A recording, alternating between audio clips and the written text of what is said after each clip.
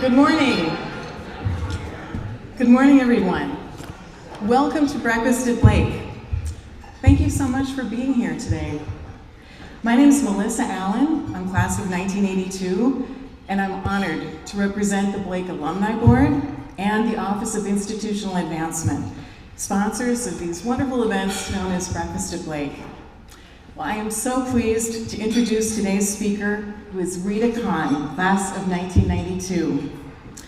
Rita Khan is Mayo Clinic's first ever Chief Digital Officer. She's responsible for delivering an integrated digital strategy and creating a sustainable infrastructure that shapes the future of healthcare delivery at Mayo Clinic and throughout the world.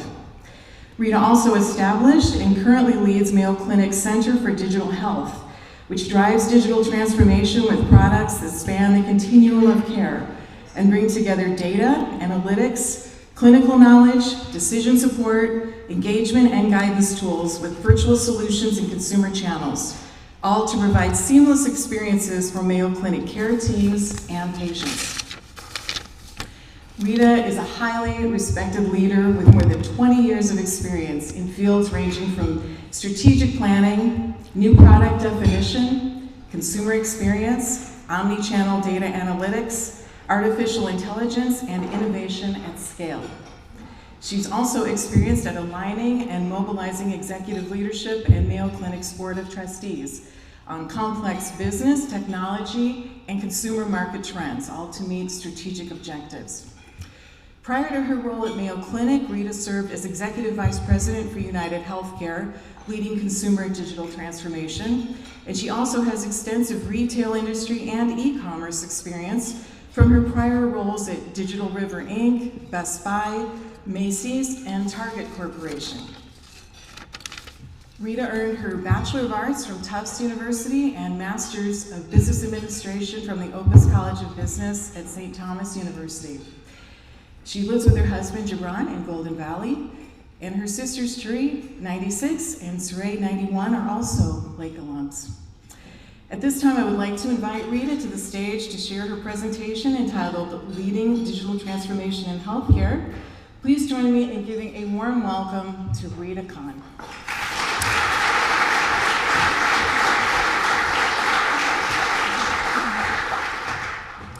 Good morning, everyone.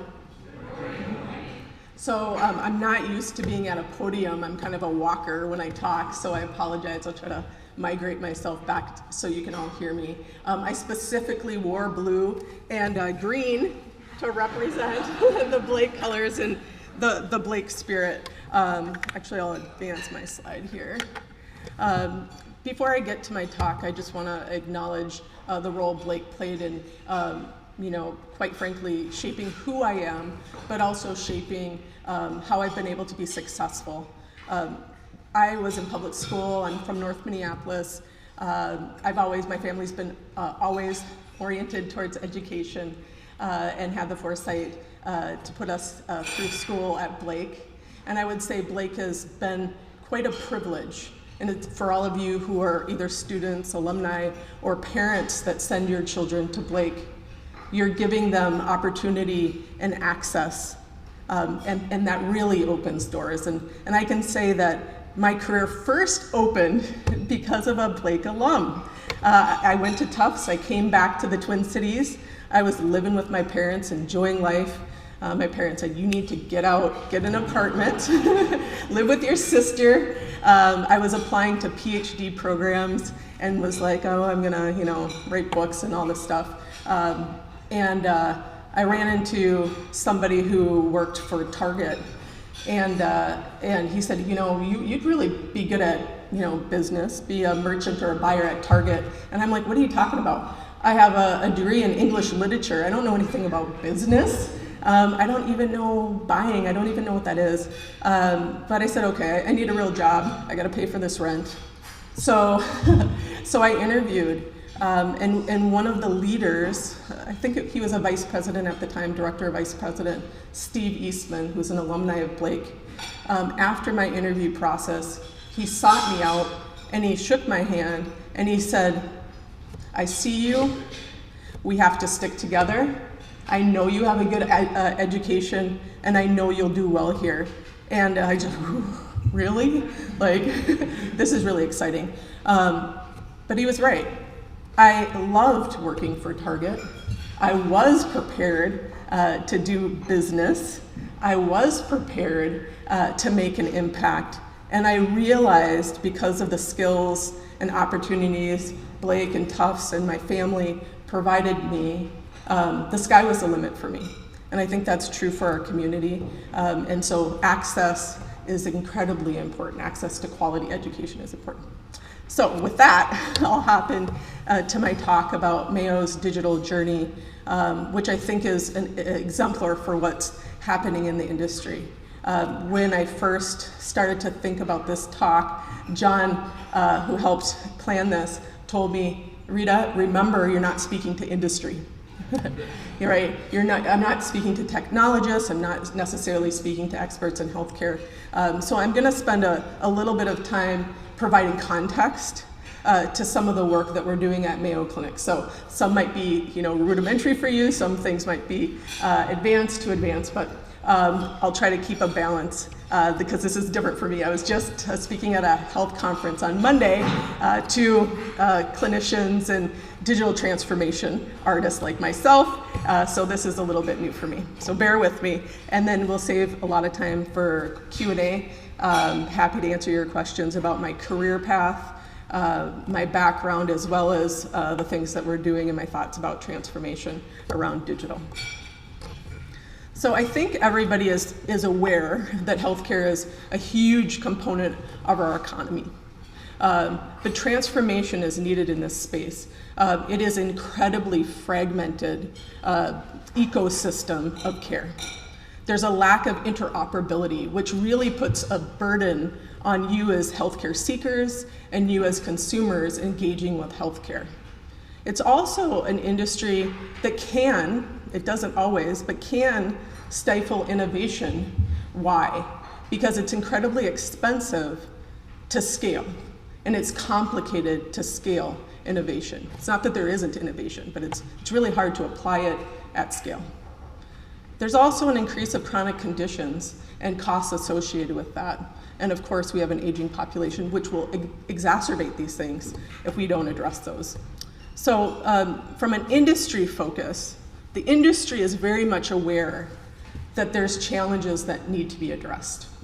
It started out as the triple aim, making sure that we improve health outcomes, we reduce cost of care, and we enhance the patient experience. But it quickly became a quadruple aim and said, hey, we have a real problem with physician and care team burnout.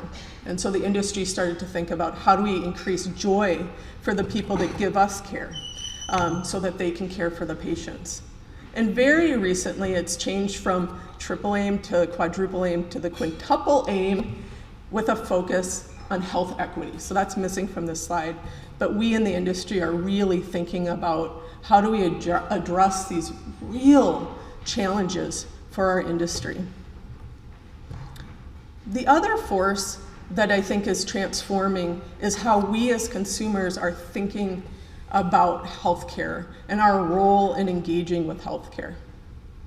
Healthcare is overwhelming. It's one of the few industries where we don't really understand how things work or pricing or how things fit together. You sort of show up and you hope for the best, right? So we as healthcare providers are spending a lot more time and focus on the needs of those patients and what those expectations are. And that's driving transformation, which is fantastic.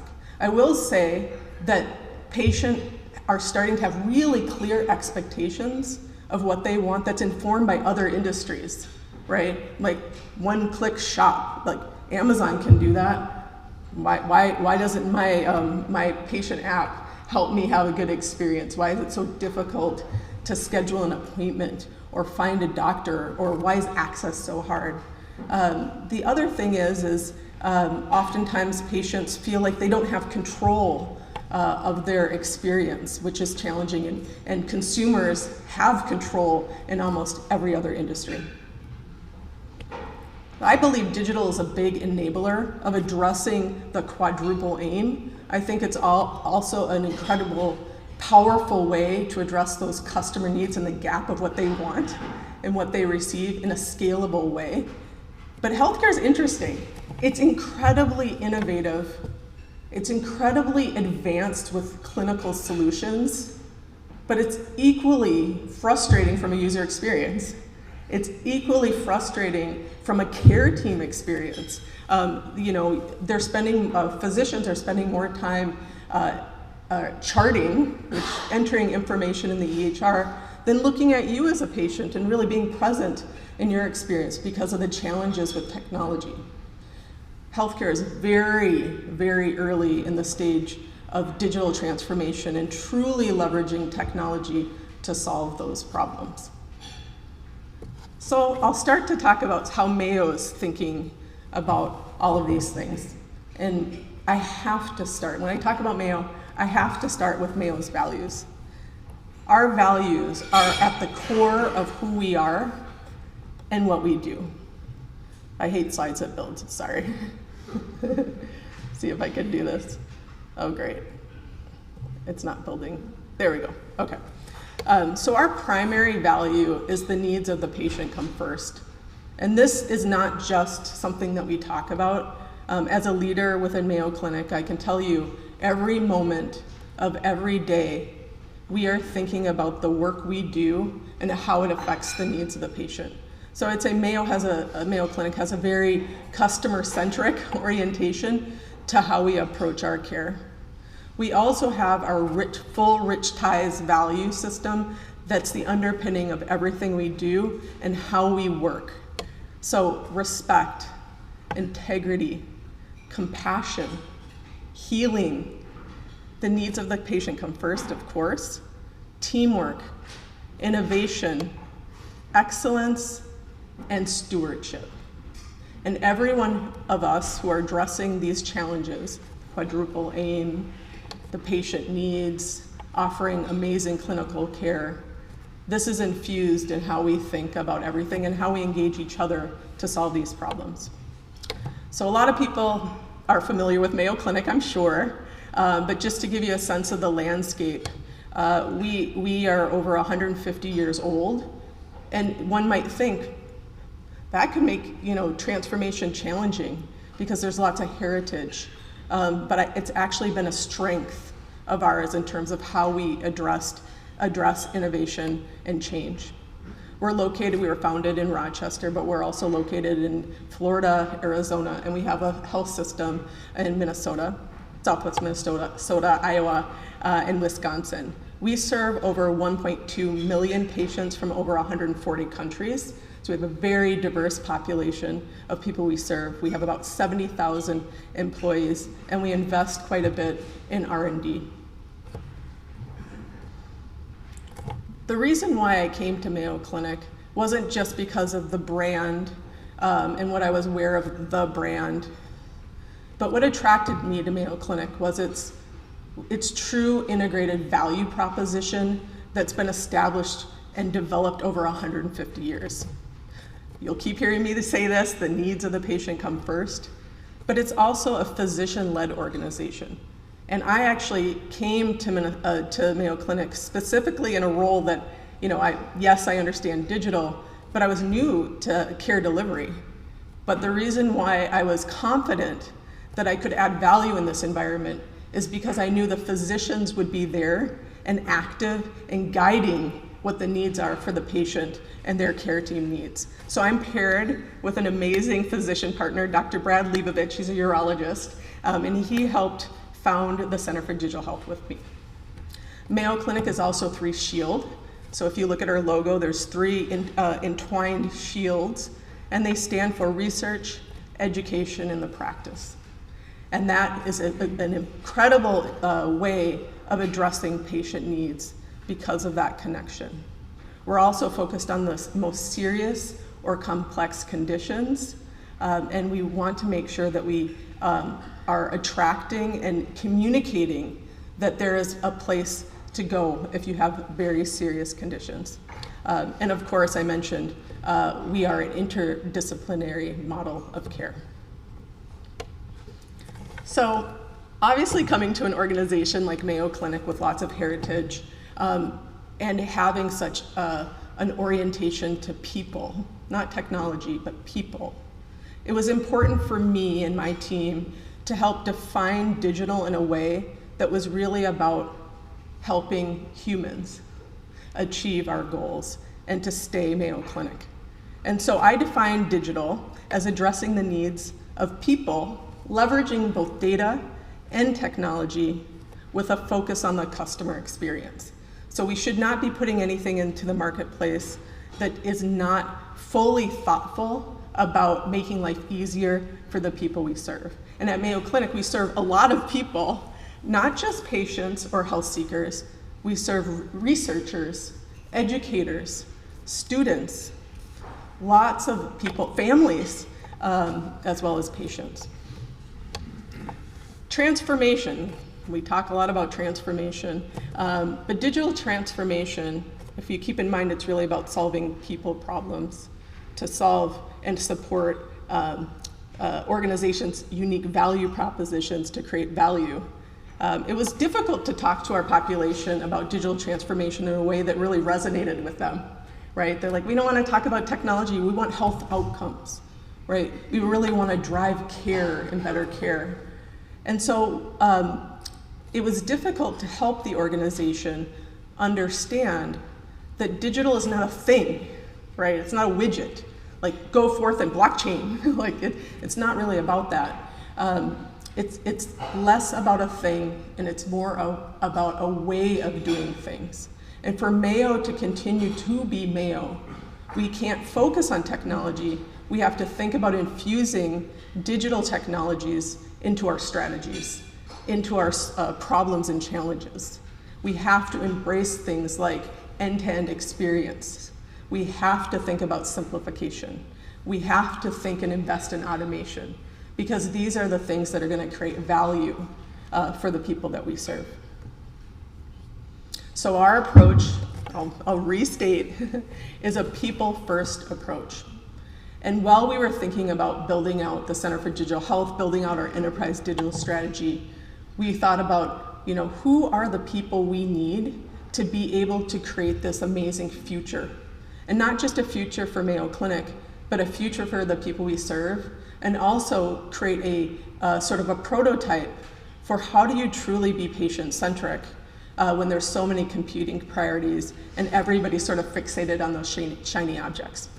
Of course, every digital practitioner talks about being consumer-obsessed, but to be consumer-obsessed, you have to have the voice of the user integrated in everything you do. And I think I mentioned I'm paired with a super user, my physician. He's a surgeon, and we ideate on how to solve problems every day. He sees the future of healthcare, and I am a very strong digital operator practitioner and can help that be realized. But Center for Digital Health has over 20 physicians integrated into our department. In addition to speaking with other important stakeholders across our organization, it's infused with how we think about our problems. And in fact, our Care Anywhere portfolio, so think virtual care, remote patient monitoring, hospital at home, we have a triad. So we have a nursing leader embedded in that triad to make sure the voice of nursing is also added in addition to patient and physician.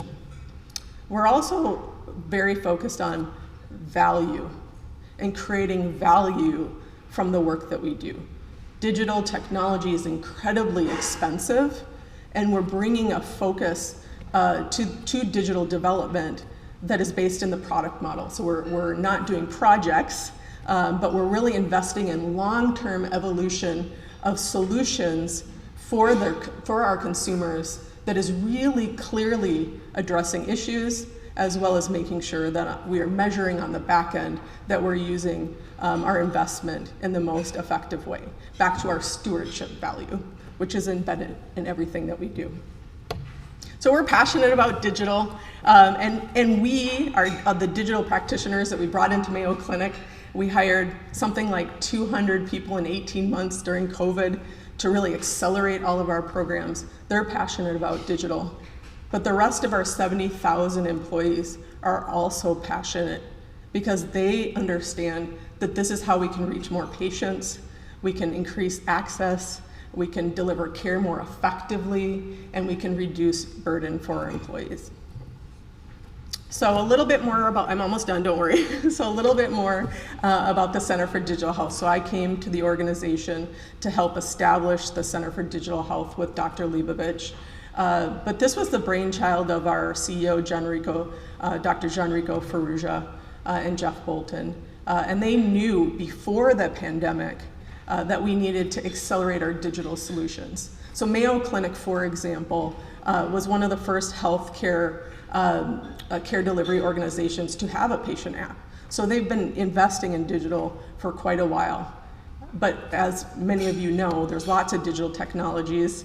Oftentimes solutions are fragmented, creating more fragmentation for our users. So Center for Digital Health brought together over 7 organizations to have a much more cohesive strategy to translate Mayo's vision of the future and how we see impacting not just the industry, but the world and how we engage with care. Wanted to have a very cohesive approach to that internally. And so Center for Digital Health is an accelerant. We have lots of really important capabilities built into this organization, but we're focused on 4 things. Maximizing innovation, not just out of our organization, but enabling 70,000 people across the organization to innovate and bring innovation to scale. Helping the organization solve real problems and be focused on the problem, not focused on the technology. Translating ideas into action. Everyone has lots of cool ideas. Let's build a widget for this, let's build an app over here. But it's difficult to go from idea, getting that idea translated into the business, or even harder to translate it into practice and the workflow for a physician. So that's really important. And then finally, having the infrastructure to focus on value. When I think about all of the work that we need to do, my team has sized over 150 million of requests in our backlog that are beyond our roadmap. There's just so much work that we need to do to address all of the needs of the organization. But having a sophisticated way to understand how to support the greatest good and invest the technology to address those greatest needs, we can accelerate and advance Mayo Clinic's strategy. So Center for Digital Health is focused in 4 areas of capabilities, but the first area that we focus on is our employees and staff experience.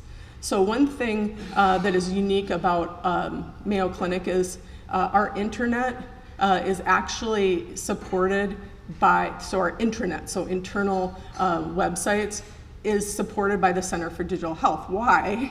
Because we want to make sure that we are building our employee applications with the same level of sophistication that we build for an external consumer.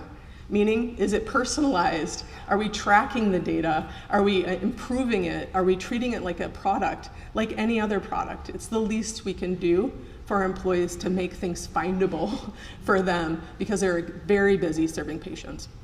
And then, of course, we have the usual sort of aspects of a digital center. We're focused on Mayo Care Anywhere, and that goes back to our value proposition. How do we make sure we stay true to our purpose and how we deliver care and be able to do what makes us special and scale that across geographies, across specialties, right, across languages, across very unique patient needs. To be able to do that at scale takes a lot of coordination across our organization. We have our consumer digital platforms. That's very typical, mayoclinic.org, our apps, our employee experience fits under that as well. And then data and analytics. Data and analytics is the core of any digital transformation, and it's really founded on strong data governance and understanding that data centricity means that you treat data as an asset and it's managed and supported and stewarded in a way that anybody in the organization can leverage it for insights. And I can't underscore how important this is, because none of the consumer experiences are possible until your data, until organizations have trusted, safe, and secure data and leverage it in ways that really create meaningful value for the users, whether it's internal users or for patients. And of course, artificial intelligence. Healthcare is fairly advanced in using artificial intelligence. I'll call it machine learning, because that's what it is. Machine learning tools to help with detection and diagnostic. But it's also tools that we're using to make sure that we're giving good next best action and support for our patients in a very responsible way. So that's the areas that the Center for Digital Health is focused on. So just a couple examples that I'm proud of that the team, just in the last 2 years, have just delivered. We actually launched a new mayoclinic.org. So mayoclinic.org serves about 900 visitors, actually 900 million visitors a year globally. Why do they come to Mayo Clinic? They come to Mayo Clinic to have answers when they do research for their conditions. And so we put a lot of effort in transforming and making our condition guides much more accessible, easier to understand, to improve utilization. So this just launched a month ago. So all of that groundwork that we did as an organization, all of the back-end technology is live today. And this is just our first phase of improvements that we're making for health seekers. And we feel a responsibility as an organization to make sure trusted information is out there on the internet. And I noticed that a lot of physicians use mayoclinic.org, even if they don't work at Mayo Clinic, to print out information for their patients. So it's a very important asset. We also are doing experimental things like the ECG Apple Watch study. We actually, in 5 months, we put together an app to help people enroll into a study. We sent it to people with iPhones, so we thought maybe they would have they would have the watch. And we actually enrolled many people into our study much faster than we could. And we had people participating from all over the world, which was really exciting. So we want to make sure that we support research in terms of using technology so we can get more people to participate in research studies and attract more diverse folks into those studies. We also launched our new mobile app in conjunction with mayoclinic.org. It was no easy feat, but really proud of the work that the team has done for the web and app experience, completely overhauled the infrastructure. We're driving to personalization, and we're seeking to make it much more user-friendly and much more real-time, and also a companion with the in-store, you can tell I'm from retail, the inpatient or outpatient experience. And then finally, we have clinical experience programs that we have called interactive care plans. We actually have over 26 interactive care plans to help people manage their conditions.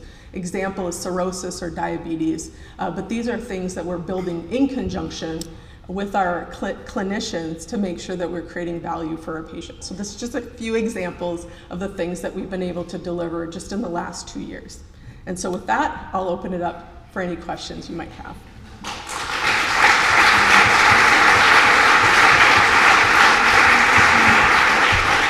Thank you so much, Rita. That was so interesting. Before we start, let me just ask you, you shared with me that you took your position and then COVID hit just a few weeks after that. Do you mind just talking a little bit personally about just what that meant for how you assumed your role? Yeah, I appreciate that. So I'll back up a little bit. So I spent over 20 years in retail. I'd say I'm a retail person in a healthcare world, very oriented in consumer experiences. And I was at United Healthcare for 3 years and started to learn a little bit about healthcare. And I really enjoyed my time at United, to be honest. But when Mayo calls, Mayo called. So I said, I gotta take this call. And I joined Mayo 6 weeks before the stay-at-home order.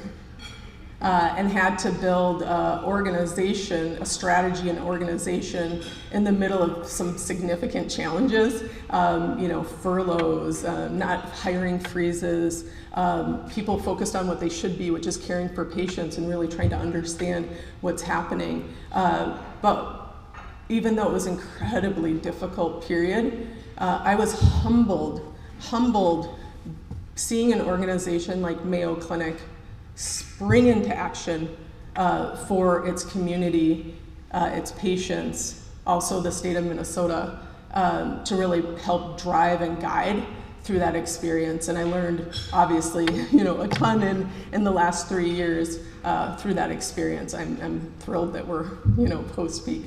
But it was tremendously difficult, but it was tremendously important to advancing and helping healthcare understand that virtual care and digital is an imperative. It's an imperative. And so I think the big thing is we can't backslide. We need our patients, we need health seekers, patients, to really demand that they get this type of care, should you believe that's true. But if you believe that's true, we really need to help those that be, that this is part of care and this is the future. Anyone have a question? Thank you for your presentation. As a leader in technology, do you have, as a strategy, a way to deliver healthcare to the customer without having to have the doctor in the same room? And secondarily, how do you prevent the bad actors from getting into delivering healthcare online? Yeah. Thank you. I really appreciate that question. So Mayo Clinic actually has lots of virtual health programs, inpatient and outpatient, facility to facility, in-home, as well as hospital in-home. So we're aggressively leveraging lots of different ways to ensure people can be not just at home, but be anywhere and seek care without the doctor in the room. With hospital at home, we actually do have physical people coming into that space to deliver care and much needed care in a home setting. But you bring up a really good point about, you talked about like cybersecurity and threats, making sure that there's not bad actors. And I think that is a significant challenge for every organization, and healthcare is no different in that. And so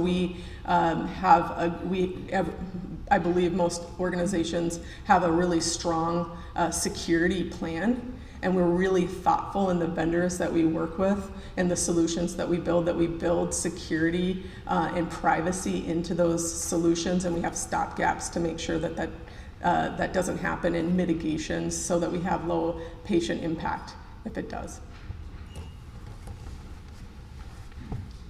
I was curious what your plans are for. Sorry, where are you? Oh, okay. What are your plans for generative AI? That's correct? Okay. It is hot topic. And thank you for saying generative AI versus ChatGPT, right? I appreciate that. So it is a tool like machine learning, large language model, right? Large language models. It's an AI tool.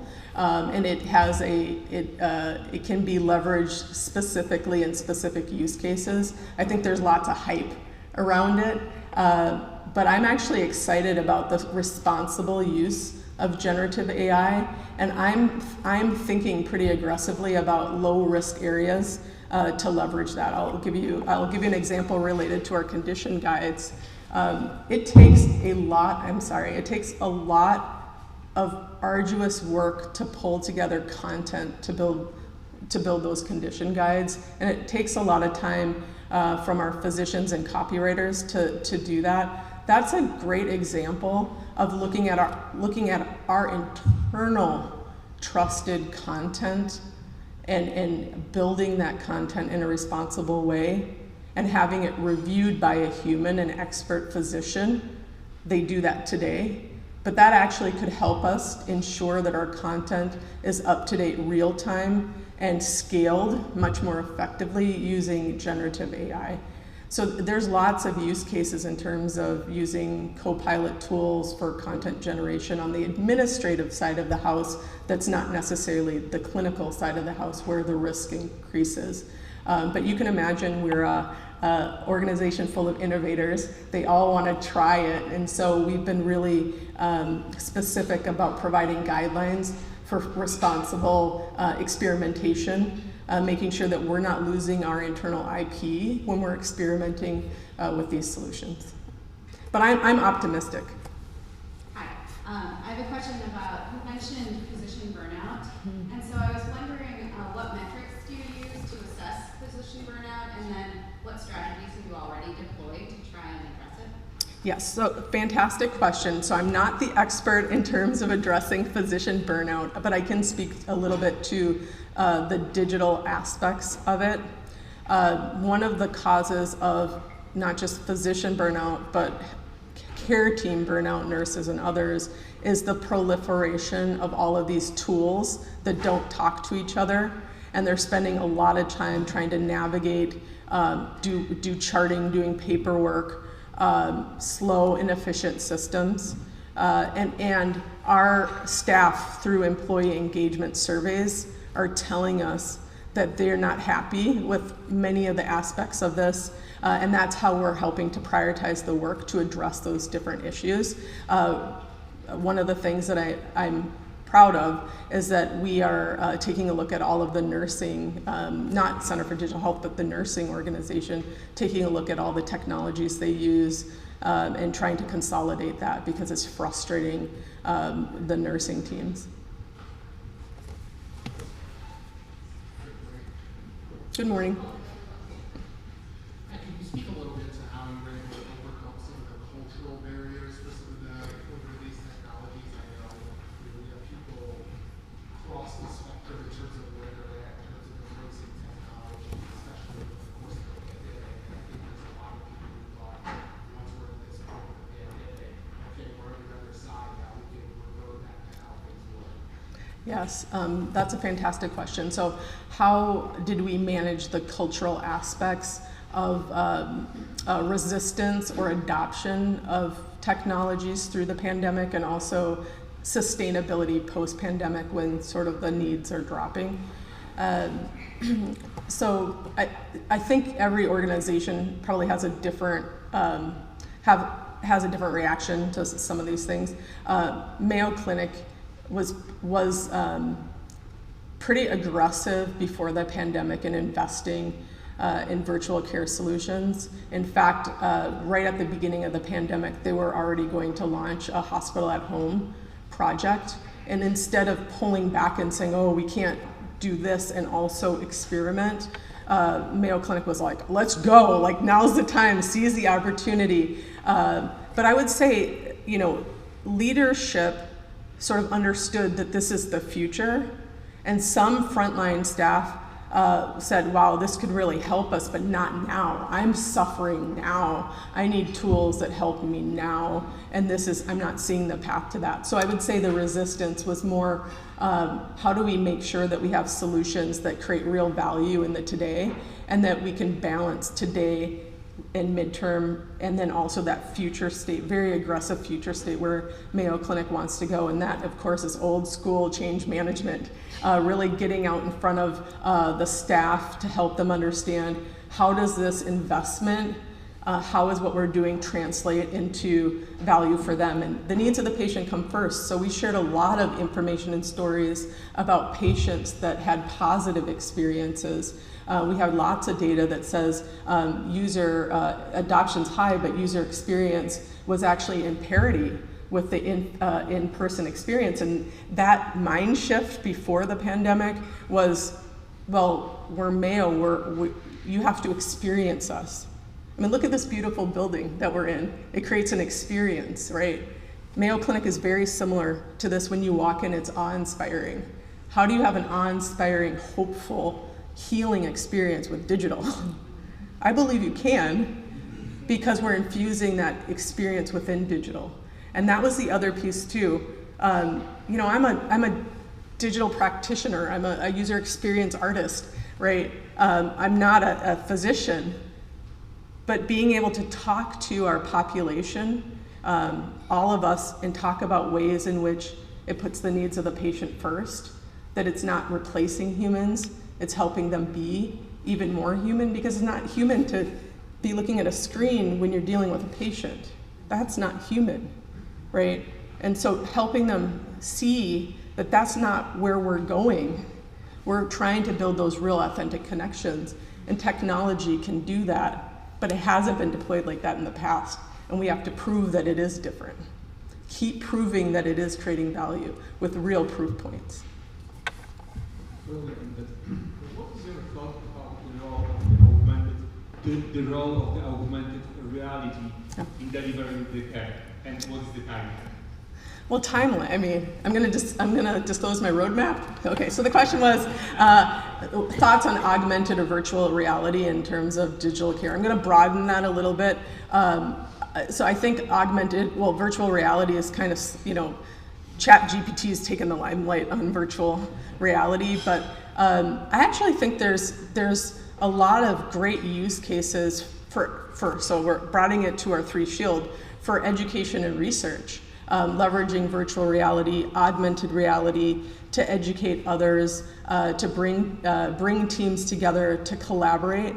It can be a pretty powerful tool to be able to solve those problems. And I've actually seen prototypes of tools that you can overlay when you're doing surgery, so you can predict kind of what's happening in the body before. I'm not a doctor, so I'm not going to profess to speak like one, but tools like that can help have even more effective surgeries.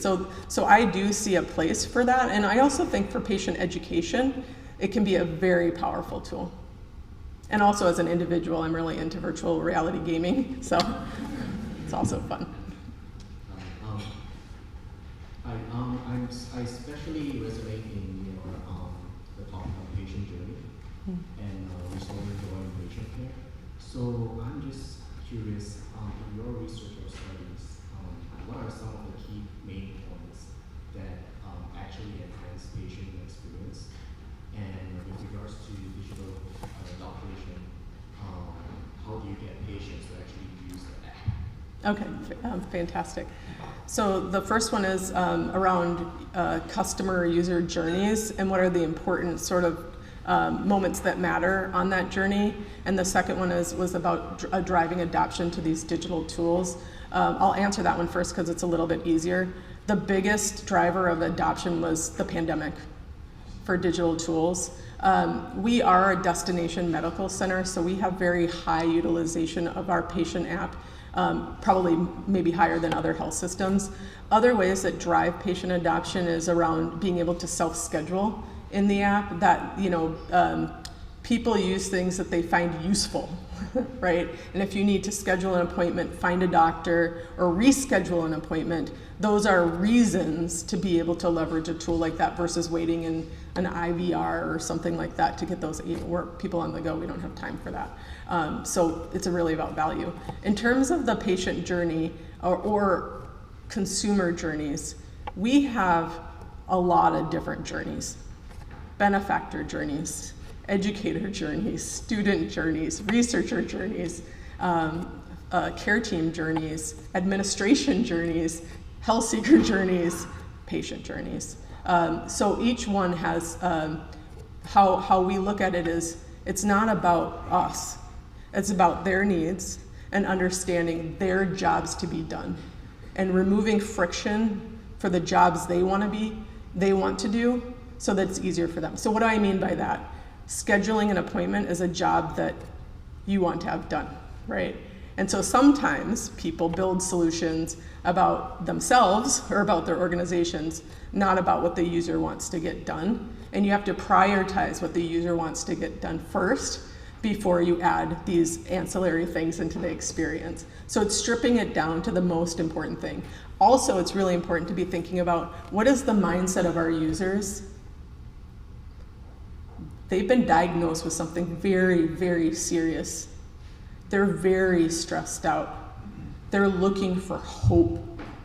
They're looking to go back maybe to their life before.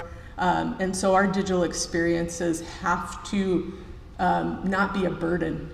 It needs to be really present of mind on what do you need? You want your lab? You want your lab now? You want your labs to make sense?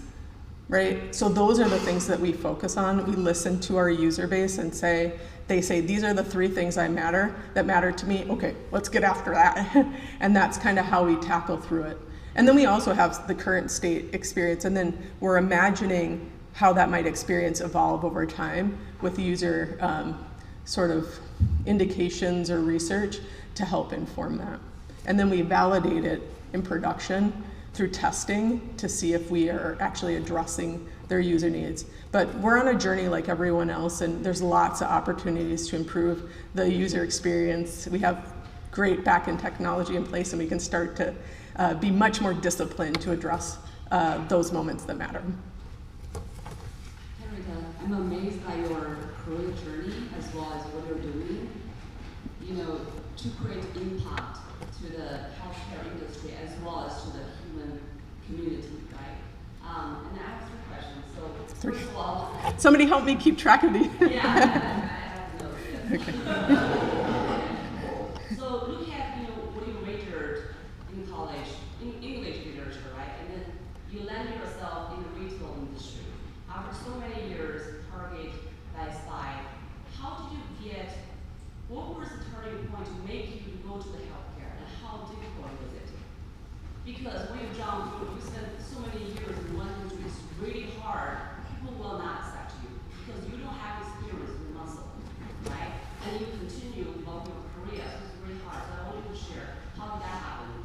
What were the turning points for you? And then I would say you should feel really proud to be a women leader because how did you grow and thrive to be a women leader at this level, right? And what are the tips you can share with us for our parents who are educating our young generation to be the future women leaders to thrive and grow? This is my first question.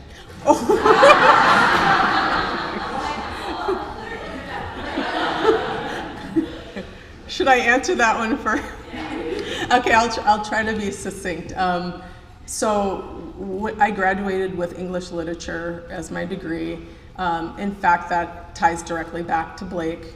My favorite teacher was Lee Woolman, and he really inspired me to be engaged. And I think what I appreciated about him and his class is it helped me realize that even though my voice might not be right, it's my voice, and I have a unique perspective. So from an early place, I had confidence that my perspective mattered. I'm an extreme introvert, so I don't talk a lot normally. This is painful. But when I do talk, I do put out into the world my unique voice, and my unique voice is that of a Black woman, a Midwesterner, a Blake alum, a daughter of a firefighter and a COO. I have a unique experience. So I think that was really important for me to have a sense of self and a sense of voice. I didn't know what I was going to do with it. I thought I'd be a professor of English women's world literature. I mean, I didn't know anything about business, but I've always been curious and open. So when I, ran into a gentleman, in downtown Minneapolis that said, "Hey, I'm a business analyst for Target. It's cool over at Target." I was like 22. I was like, that sounds cool. I like Target. Let's see what that's all about. And in the interview, they said, you have no resume. There's nothing in your resume. This is the interview. Well, your resume has nothing related to business, no math. Your classes are all English. Why would we want you? Well, English literature is about critical analysis. I'm pretty sure that can be applied to this space. And I got the job somehow, but I was really frustrated by that question. And that's how I kind of approached my career. I'm extremely curious and want to learn. No, I didn't know anything about finance. I didn't even have a finance class in college. But I believe that I'm a good thinker. I can systems think. I probably should have been an engineer, but I didn't know what that was when I was in high school. I didn't know that was an option really for me.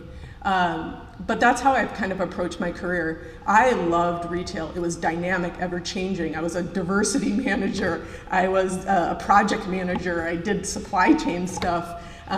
So lots of diverse things that helped me sort of think holistically, but always from a consumer-centric perspective.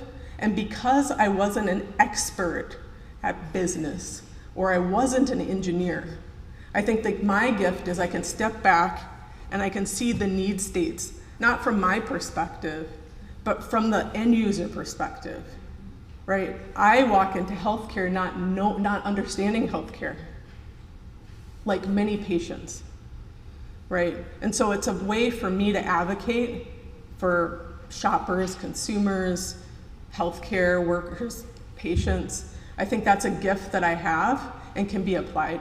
Now, when I was at Best Buy, that's when the Affordable Care Act came out. And I remember thinking, because you might remember, those websites were atrocious, right? And we were sitting around with our Best Buy e-commerce friends saying, why didn't they hire us to build that? Like, we know how to do customer experience. We'd make sure that it was performant, right? And that it was easy to use. And then randomly I got a call from the CIO of UHC, and he said, I really need somebody to come over and do what you did at Best Buy. I'd like you to lead that. And I said, here's my chance. Like, I want to get into the gnarliest industry and do some of the greatest work and apply the things I've learned competing with Amazon in an incumbent organization, right? We weren't building Best Buy from scratch. It was like, for us to compete with an Amazon, it was not easy. We had to transform a lot of that. So I think now going into healthcare, myself and my team, we're sort of in teaching mode. We've been through a couple transformations, 2, 3, 4 transformations, and now we can use our learning in the healthcare industry. And doing it with such an important mission is really inspiring. Great insight. Thanks for sharing. My second question is, how hard, so we know technology needs a lot of investment, and then how hard was it for you to convince your stakeholders, your shareholders, to invest continuously in technology for continuous innovation and then involvement? Sometimes it's very hard because it needs development, it needs maintenance, operation support, so it needs a lot of money and every year. So how hard was it? Maybe it was not hard for Mayo. Yeah, so I'll speak a little bit in general first, and I'm quoting through hearsay a little bit, but when I was at Best Buy, I had heard that Hubert Joly, the CEO, and he was driving transformation, amazing leader, he was speaking to the e-commerce team, and he said, yeah, this is expensive, man. Like, when will this investment end? You know, we keep dumping money into this. It's meaningful, but it's taken a lot of funds. And the response back is, well, as soon as Amazon disappears, right? In the consumer and digital space, it's dynamic. It changes. And the enemy of change is old school waterfall investments around projects. It's not that project management's that's not the issue. It's how funding is structured as an institutional feature of an organization. And so helping the organizations, all of these organizations, understand that we need to follow the value. And the value can change. The world's dynamic. And you have the infrastructure, including financial infrastructure, people resource infrastructure, and process around that to be very responsive to the needs of your consumers and your employees. And so sometimes starting small and proving it out is one way to do that. At Mayo, I came in guns a-blazing. Right? You're like, hey, this is how it's supposed to be. We're going to do the product model. We're going to do it in Agile. Yes, we're going to do Agile funding, and everyone's like, ah! But there was a lot of trust that we brought in a lot of good talent that's done this before.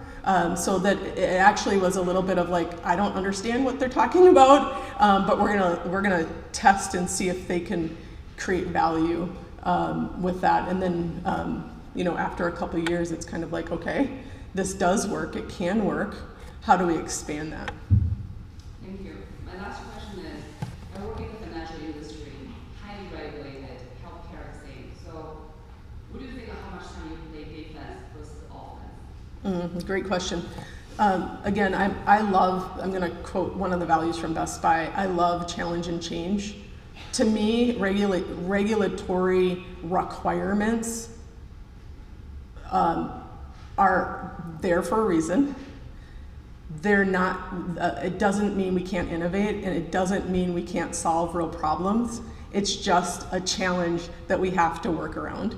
I have found that it's something that we just have to be really thoughtful with our risk, regulatory, our privacy, like all of our partners, to address those challenges, to make sure that we build that into the process so that we're very proactive in understanding that, right? And so we work very closely with our public affairs regulatory team to make sure that we're addressing those issues. But I actually, it's a mindset. You can go in and say, oh, we're a regulated industry, so therefore we can't do. It's more like we're regulated, but how can we, what might we do to solve our patient problems? One last quick question. One last quick question right here. I was just wondering, implementation is good examples of some of the cool apps that you've been able to develop to address physical health issues. And I'm just wondering, is there anything that we're doing, or are you focusing also on mental health? Especially in today's, the U.S. Surgeon General this week actually issued an advisory on mental health, and we're dealing with mental health at level 4, and there are other issues. So I'm just wondering from digital perspective, that's an area that we're looking into. Yes, so I think I mentioned that we have about 7,000 physician inventors across our organization. My role is an enabler. We have some direct assets that we help build for the enterprise.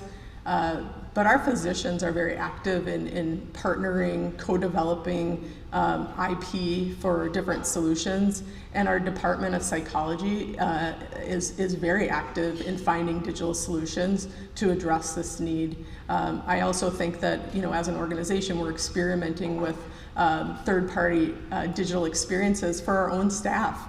And we've been testing some of those solutions in our Florida campus and plan to roll it out. So it's very much a great example of where technology can actually help. When I was at United Healthcare, we were, I think, working with an app called Ginger. And we were listening to a case study that they had with they were working with Sephora, which is a beauty company and has a very young population, and they found that having a digital app for mental health actually increased adoption of getting care because it was an easy way for them to engage and get the care that they needed. So I think it's a very good area to leverage technology and digital to address. Digital is also a challenge in causing mental health issues, but that's another conversation. All right. All right, Rita, thank you so much for a wonderful presentation and being our final Breakfast at Blake Speaker for the year. Let's give it up for Rita.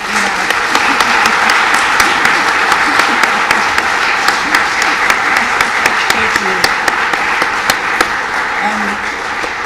As I said, what a wonderful note to end on for the school year. Our best to all our graduating seniors, and we'll be in touch when our season starts again in September. So have a wonderful summer. Thank you.